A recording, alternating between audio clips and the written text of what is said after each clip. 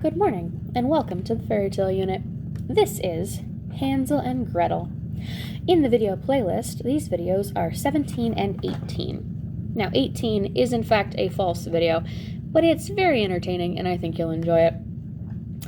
And again, the things to remember are as follows. What are the things that this fairy tale could be trying to tell you about the society it's written for?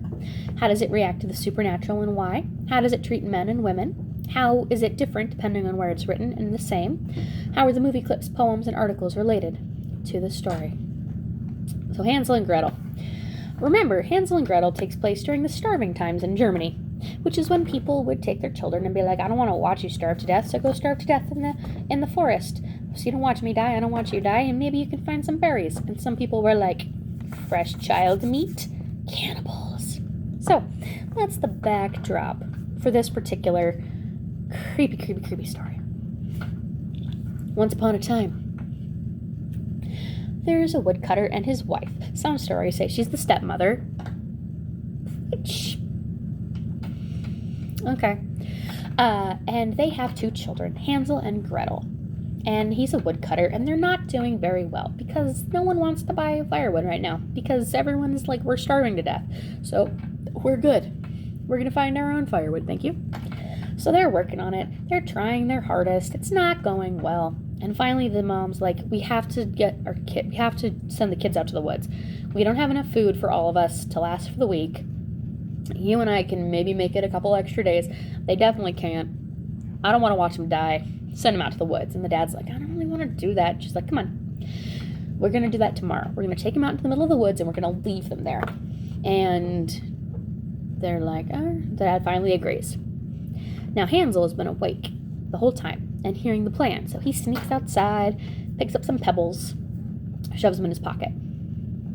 The next day, they're headed out, and Hansel starts dropping pebbles. And everyone's like, what you turning around for? Because he keeps turning around and dropping pebbles, turning around and dropping pebbles, turning around and dropping pebbles. And they're like, Hansel, what you doing? And he's like, I'm looking at my cat. They're like, you don't have a cat. And he's like, well, there's a pigeon on the roof. And they're like, okay.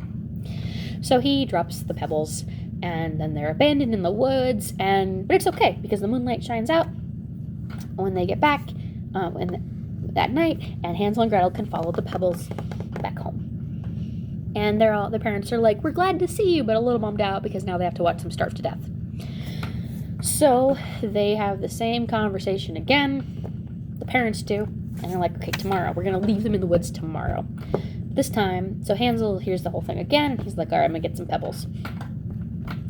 But this time the door's locked. And he's like, well, okay, I'll improvise.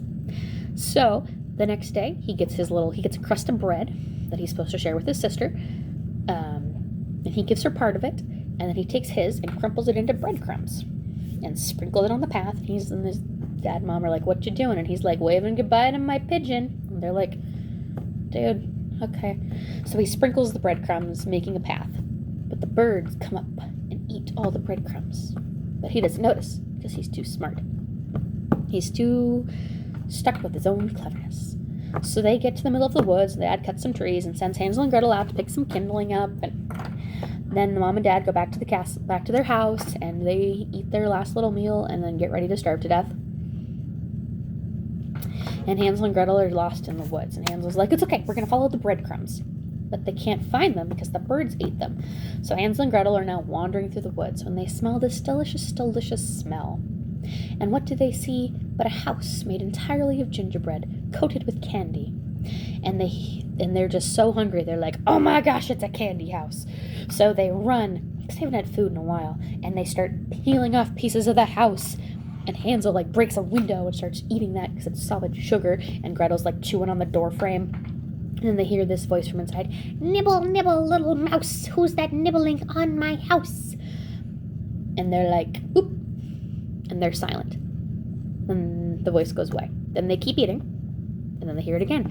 Nibble, nibble, little mouse. Who's that nibbling on my house? And then this lady pops out of the house. It's an old lady, kind of frightening looking. And she's like, what's the matter, sweeties? And they're like, we are really hungry. We didn't know anyone lived here. We just thought it was a candy house in the middle of the woods. Our bad. And she's like, you look so hungry. Come inside. And because they have not been taught about stranger danger, They go inside, and she gives them all of this food, and then they go to sleep. She has a nice cozy bed, puts them to sleep. They're very, very happy and cozy. But unbeknownst to them, this is actually a wicked witch who feasts on children.